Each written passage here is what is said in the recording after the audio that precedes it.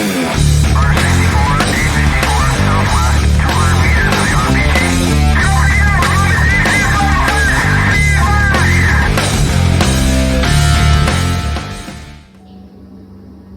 araw mga buddy. Ito yung kauna-unahan nating video para dito sa channel natin. At ginawa ko itong channel na ito para sana sa mga ordinaryong Pinoy tulad mo, tulad ko, para makapaghanda sa mga hindi kaya-ayang pangyayari na kahit pa paano makatulong sa ating paghahanda. Alam naman siguro natin lahat kung ano nangyari nung pandemic dati. Diba? Bigla na lang nandiyan na yung pandemic, nandiyan na yung virus, hindi na natin mapigilan. Ang daming napahamak, ang daming buhay na nawala, mga pamilyang nawalila. At isa sa malaking dahilan kung bakit nangyari na dahil sa kakulangan natin sa paghahanda. So, alam naman siguro natin lahat kung ano yung tensyon na nabubuo sa West Philippines ngayon. Sa yung tensyon na nabubuo sa pagitan ng bansa natin at ng bansa ng China. Hindi ko sinasabing makapaggera tayo, walang may gusto ng gera, walang nananalo sa gera. Pero iba pa rin yung handa tayo. At lalo na ko siguro kung ikaw ay lalaki o padre di pamilya, isa sa mga tungkulin natin yung protektahan na siguraduhin yung safety and security ng ating pamilya. Hindi lang sa mga lalaki, hindi lang sa mga padre di pamilya. Obligasyon nating lahat yun. Kung ikaw ay prepper, advanced prepper o tactical enthusiast, hindi para sa itong video na ito dahil alam mo na sigurado itong mga sasabihin ko. Ito ay para sa mga ordinaryong Pilipino na hindi naiisip yung mga ganitong bagay. So, ano bang mga pwede natin gawin kung sakaling magkagulo nga sa paligid? Ika nga sa term ng mga preppers SHTF. Unang-uni dapat natin ihanda yung sarili natin, emotionally at physically. Pero may mga items na pwede nating gawa na ng paraan ngayon habang maaga pa. So, ang kailangan natin ng mga tao para mabuhay ay food, water, medicine at shelter. Yung apat na yun sa tingin ko ang pinakamahalaga. Umpisahan natin sa foods. So, ang senaryo niyan, pag nagkaroon ng gulo, magkakaroon talaga tayo ng problema sa pagkain. Lahat tayo. Tulad nung nangyari ng pandemic, di ba? Ang hirap makabili ng pagkain. Ubus yung mga tinda, ubus yung mga supply. At kung meron man, bilang kung ilan lang item o ilang piraso lang yung pwede mong bilhin kasi kinokontrol para lahat yung magkaroon. Hindi na natin dapat danasin yun kung mag-umpisa tayong prepare na yan. So mag-prepare na tayo ng advance. Kung ikaw ay ordinaryong Pilipino, mag-stock na tayo ng mga grocery natin sa bahay. Mga dilata, yan number 1, mga dilata. Bakit mga dilata? Kasi matagal masira ang dilata. Pag bibili ka ng dilata, tingnan mo yung expiration date. Yung matagal pa ang ma-expire, yun ang bilhin mo. Kadalasan yan, mga 2 taon bago ma-expire pag bago yung dilata. Tapos gawin mong variety. Merong sardinas, corned beef, mackerel, iba-iba, gawin mong iba-iba. Kasi pag nagkaroon ng kaguluhan, baka mahirapan yung pamilya mong kainin yung puro sardinas lang. Nakakasawa yun.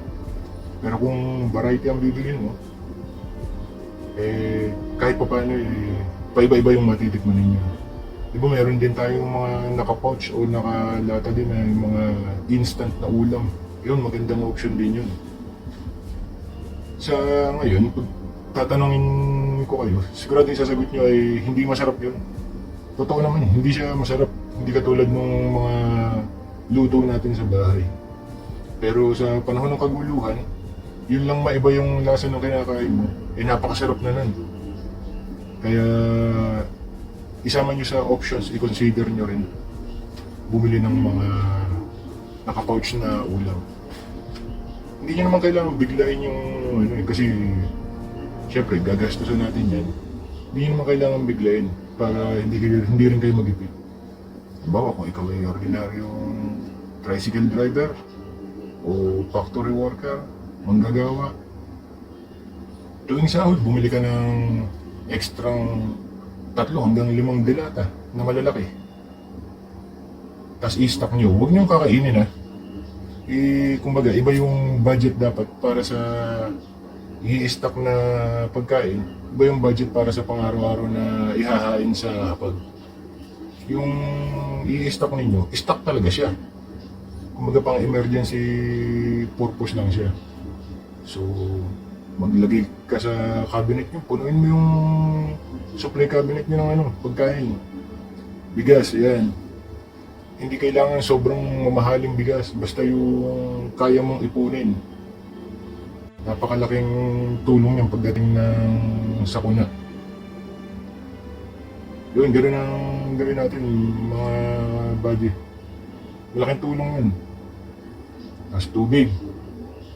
Ang tubig naman, naku, pag nagkaroon kasi ng sakuna sa paligid, kadalasan nawawalin din ng supply ng tubig eh. Kaya iba pa rin yung meron kang naka-imbak sa bahay. Eh, ang tao 3 araw lang nawalan tubig eh, hindi tayo magsusurvive eh. Kaya isa yung tubig sa pinakamahalaga talaga. Gawa tayo ng paraan. Mag-invest tayo sa mga drum, mga container. Siguraduhin yung malinis bago nyo gamitin, bago nyo imbakan ng tubig. Tapos siguraduhin nyo na silyado, may takip para hindi pasukin ng dumi o ng insekto, mga kitikite, ganun. Tapos hanggat maaari yung huwag transparent at huwag nyo ilalagay sa area na naaarawan kasi lulumutin na yun. Pag nasisikatan ng araw yun, magkakaroon ng lumutin pag tagal. Hanggat maaari yung colored na mga container at mga drum. Tapos, yung gamot. Napakahalaga ng gamot mga kapatid. Kasi hindi naman natin alam kung kailan tayo sasama ng pakiramdam o magkakasakit. At sa panahon ng kaguluhan, maaaring wala tayong makuha ng gamot. Kaya mag-invest na tayo, mag-ipon ng mga gamot paunti-unti. Yung mga karaniwang gamot, tulad ng paracetamol, mga pain reliever, mga gamot sa ubo, sipon, lagnat, sa LBM, yan yung mga ganyang klaseng gamot. I-provide na natin unti-unti para hindi na problemahin ng pamilya natin pagdating ng oras ng sakuna. At kung meron mga family member na nagme-maintenance, may mga maintenance medicine na kailangan, mag-prepare na kayo kung hanggang ilang buwan ang kaya. Kung 1 buwan, 2 buwan na advance, 3. Hanggat kaya nyo i-advance kasi delikado yun, lalo sa mga family member natin na senior citizen. Napakahirap pag wala yung maintenance medicine nila. At sa panahon na sakuna, wala tayong mabibilihan nun. Kaya mag-advance na tayo. Sa shelter, yung ating bahay, kung ang plano ninyo ay doon lamang sa bahay ninyo manatili hanggat hindi naabot ng sakuna o ng red alert yung inyong lugar, kung ligtas pa at pwede pong mabuhay sa lugar ninyo, eh gawin natin pa rin ligtas yung bahay natin. Siguraduhin maayos yung mga lock ng mga pinto, ng gate. Yun, lagyan ng mag-invest tayo kung paano natin gagawin secured yung ating tahanan.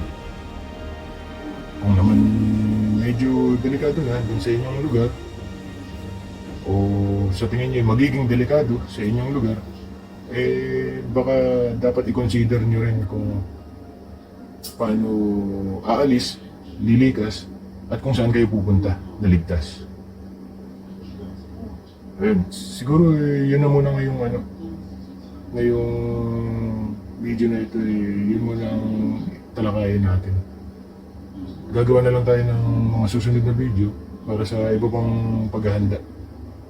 Ingat kayong lahat mga buddy. Inuulit ko, walang may gusto ng gera, walang may gusto ng digmaan, walang nananalo sa ganung panahon.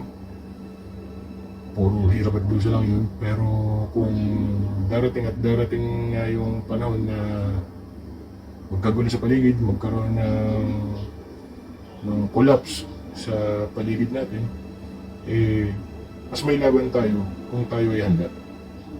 Ayun lang mga buddy. Ingat kayong lahat, ingat kayong lahat. See you sa mga susunod na video.